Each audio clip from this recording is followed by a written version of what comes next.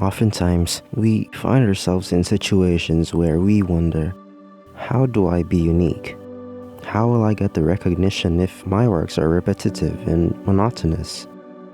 I ask myself these questions ever since I started architecture school.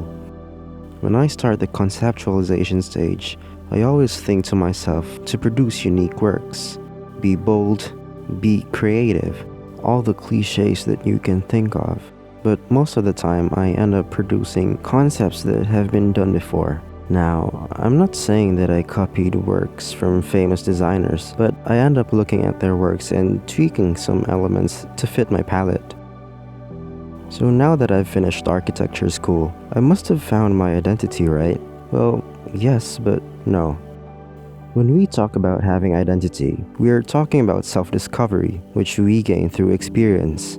Architects take decades to find their identity that makes a mark in the architecture world. From Le Corbusier, Frank Gehry, Frank Lloyd Wright, Norman Foster, to Bjarke Ingels, Zaha Hadid, and Oscar Niemeyer. All of these names took hard work and dedication to be known in the entire world. So, to the question of how to find your identity. Number 1. Take inspiration from others. Now, I'm not saying you copy, but rather know the meaning why it was designed to look like that, the philosophy behind it.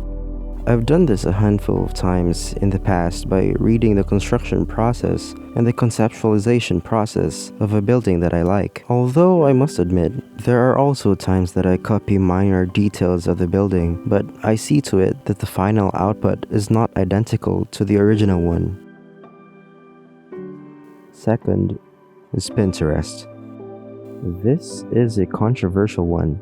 I know there's a lot of architects out there who will say that you'll just open your Pinterest app, look for design you like, and then copy it. But as one of my instructors used to tell us, architects are visual people, hence we learn visually. So I don't see anything wrong with Pinterest being a reference as long as you don't plagiarize works of others. Lastly, allow yourself to grow. This one's a real advice, not just for the architecture profession, but also as a person. Allow yourself to make mistakes. Allow your creativity to go wild. Design whatever you want.